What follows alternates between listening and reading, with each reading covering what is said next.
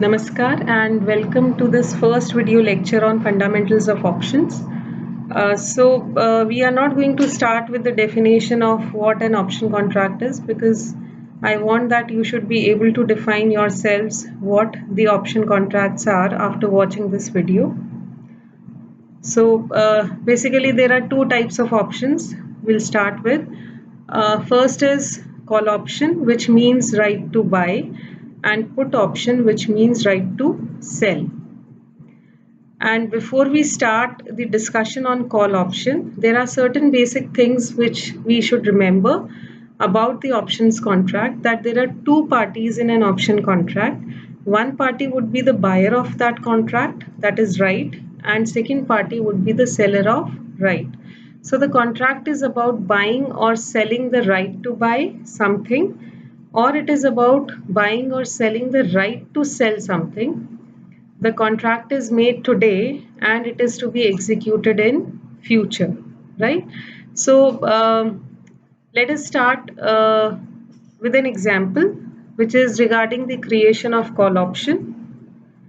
Now there is a person, there is Miss Aditi. She wants to buy ABC properties in future, but she is afraid that in future the prices of property may increase. Similarly, there is a property dealer, Mr. Kamlesh, and he feels that in future the prices will decrease.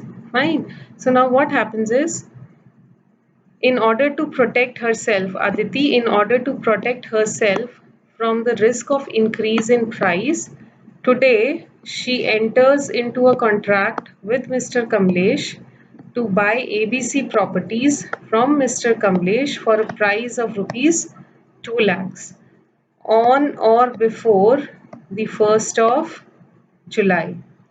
Now for this contract, Aditi pays rupees 10,000 to Mr. Kamlesh today, right?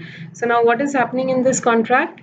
Aditi is entering into a contract with Mr. Kamlesh. The contract is about future,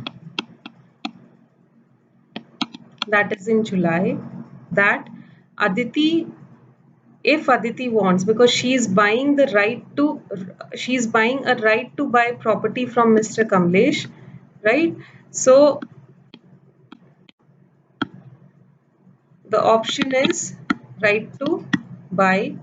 So this option is basically a call option, right? Now Mr. Kamlesh will be under obligation to sell the property to Miss Aditi. If Aditi comes to Mr. Kamlesh and says, look, I want the property, I want to buy property from you under this contract, right? So Mr. Kamlesh is under obligation and he has no right to say no to Miss Aditi if Miss Aditi comes and asks him ask him to sell property to Aditi, right? So Mr. Kamlesh says that you are putting me under obligation, I'll be at lot of risk, fine. So you'll have to pay some premium to me, right? Today itself. So Aditi pays rupees 10,000 to Mr. Kamlesh. So now what is the result of this contract? Let us see. Aditi is the buyer of right to purchase the property. All right. So Aditi is the buyer of what? Of right to purchase the property. All right. So buyer in terms of options language is known as the holder. Right to purchase is known as the call option, and property is the underlying asset. Fine. Kamlesh is the seller of right to purchase. So right to purchase is again what? Call option. Seller is the writer in terms of options language, right? Now rupees 10,000 which is being paid by Aditi to Mr. Kamlesh today is the premium or price of the option, and it is non-refundable. Now, if the market price in July increases beyond rupees 2 lakhs, Aditi will purchase property from Kamlesh, or we can say that Aditi will exercise the contract. So if Aditi goes to Kamlesh and says that I want to buy property from you under this contract, this means that Aditi is exercising the contract. If market price of the property in July is less than rupees 2 lakhs, Aditi will not go to Mr. Kamlesh and rather she'll buy the property from market. So we say that Aditi is not exercising the contract, right? So we can say that right to exercise the option rests with Aditi and not with Mr. Kamlesh. Mr. Kamlesh, who is the writer of the option contract, is under obligation to fulfill the contract if Aditi wants to exercise the option. So let us now understand this with the help of a payoff table. If in July, the market price of property is rupees 1,80,000 and the contract has been made between Aditi and Kamlesh for rupees 2 lakhs. So Aditi will not buy property from Mr. Kamlesh at rupees 2 lakhs. Rather, she'll prefer to buy property from the open market at a price of rupees 1,80,000. So we can say that Aditi will not exercise the contract, but she has already paid rupees 10,000 for the contract. So that is her loss. And at the same time, this 10,000 becomes the profit of for Mr. Kamlesh. Similarly, if price in July is rupees 1,85,000, again Aditi will buy property from the open market and not from Mr. Kamlesh. So on contract, she is facing a loss of rupees 10,000. That is the premium which she has already paid, and this premium is profit for Mr. Kamlesh. So this continues till the price of property. If price of property in market is rupees 2 lakhs, then Aditi is indifferent. She may exercise the contract or she may not exercise the contract.